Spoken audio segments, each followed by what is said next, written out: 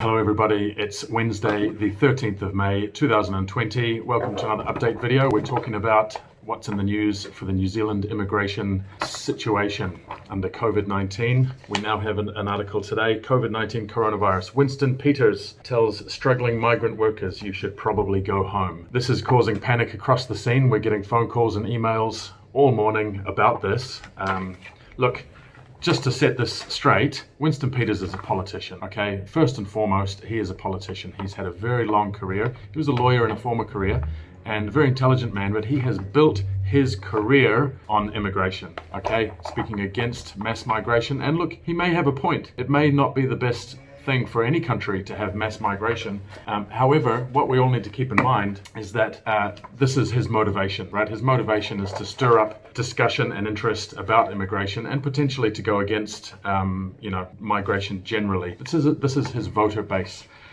Now, even though it's a bit of scaremongering, there is definitely some truth in what he's saying. The reality is, 80,000 New Zealanders have returned back to the country at the start of COVID-19, and 50,000 migrants have already left. They've already made the decision to leave. It's just a reality that the world has changed. Everything is different. What this is going to lead to is what we call a difficult labour market. Okay, so New Zealanders have lost their jobs, they're returning from overseas, and they're looking for work. And New Zealand immigration is generally wanting to focus on filling those gaps with New Zealanders first. Okay, so the labour pool is now muddied, and migrants are going to find themselves in competition with this. Now, a colleague of mine in a discussion with some high-level officials at immigration was essentially told, look, New Zealanders are first, and it's going to be difficult for offshore migrants especially. It's going to be difficult for anybody who's got their work visa expiring soon and who needs to apply for a visa. If you are coming up to an expiry date and you need to apply for an essential skills visa, a visa that requires labour market testing, or in other words, advertising and then evidence of recruitment attempts to show that you can't find New Zealanders, then be careful. Watch out. It's going to be tough, okay? My advice, as always, is to seek professional advice. It doesn't have to be us. It can be any other professional lawyer or advisor in this country. Seek professional advice and really make a proper effort. And just to distinguish these two ways of thinking about this type of visa. On the one hand, you've got an employer who wants to hire a migrant, thinking, okay, well, here's my migrant that I want to hire. Here's the worker that I want, and I want this person to have a visa. So how do we go about getting that person a visa? This is the approach that they take, generally speaking. What immigration is saying is that the employer shouldn't be approaching it like that. The employer instead should be approaching it from a different angle and saying, okay, I have a vacant position. How can I find a New Zealander to fill this position? This is the approach that immigration wants the employer to take. And when applying for the visa for the migrant, they're going to ask questions to find out, have they actually taken that approach? Have they tried genuinely to find a migrant for that position first? Now, this seems to be counterintuitive. If you, as an employer, if you have a migrant working for you, the visa's expiring soon, but that person may have been working for you for 2 years, 3 years, and you've trained them, you've given them pay rises as the time goes by. They've become an integral part of your team. You don't want to lose them. Why would you suddenly want to lose them and then hire someone else? So it seems counterintuitive that you would then go and advertise and try to find a local New Zealander. But you have to remember this point. If you don't go and advertise to try to find a New Zealander, the migrant will lose their visa and be gone. So it's a vacant position. And this is really this kind of catch-22. It's permanent employment, but you need to find a New Zealander first. It's going to become tough. It's going to be very difficult. This is something that we're having a discussion about with most of our clients and with all inquiries. Be careful, advertise properly, make sure your employer is on your side and going through that process with you. Now, the other big update, well, not so much update, but the other big hot topic at the moment is the, what's it called? The COVID-19 response immigration bill. Okay, now this is past its second reading and it's coming up for a vote, and it will likely pass through in some form or another. It will pass into law. Now, there's a lot of conjecture about what the bill means, and there are a lot of people now waiting for Friday, the 15th, to find out what happens.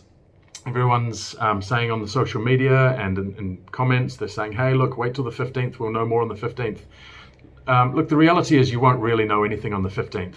the 15th, Friday, is the date that we expect it to be passed into law, and that's it. So I've been telling people an analogy. It's kind of like, if you think about, I often use sports analogies to explain immigration concepts. You think about a cricket player who picks up a bat. Now, they haven't hit the ball yet, and you don't know where the ball's going to come from, where it's going to go to, but they've picked up the bat, which means they've showed an intention to hit a ball. Now, what the government is doing by signing into law this bill is essentially the same as picking up a bat. They are intending to use the powers that they are claiming. And we have an idea, just like you have an idea about a cricket player, what type of player they are, and whether they're a big hitter or a tactical hitter. You can have an idea about the government and what they're saying that they're intending to do with these powers. But the point is, the bill and the new law that's coming in just gives them the power, much like a cricket player picks up a bat. Now, when it comes time for them to actually exercise that power, then that's a slightly different story. Then we'll really know what they're going to do and what they're intending to do. This is not likely to happen on the 15th on Friday. This is more likely to come at least a few days later, next week, possibly later. We just don't know, and we can make guesses, and we can make educated guesses about what we think's going to come. My advice to most people at this stage is to just keep watching the news, keep watching people's opinions, take it all with a grain of salt.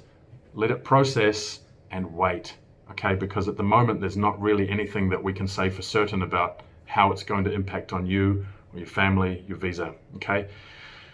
Having said that, if you have an urgent situation, if you have a visa expiring, if there's something going wrong, you've been made redundant, look, don't panic, get in touch with someone.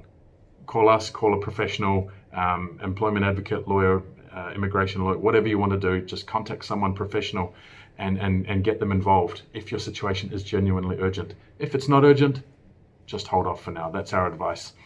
Now, we'll keep this video short as just an update. And the other thing I want to say to you guys is we've been doing our live feed question and answer sessions, and they've been going on very long. A lot of questions coming through. So what we've decided is we're going to ask you guys to send us your questions. We'll put up a form that you can fill in on Facebook. You can give us your questions.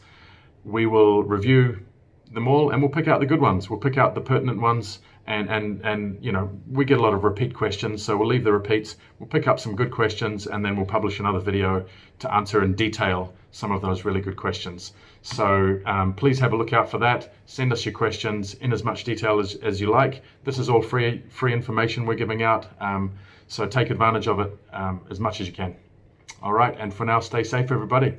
Catch you later.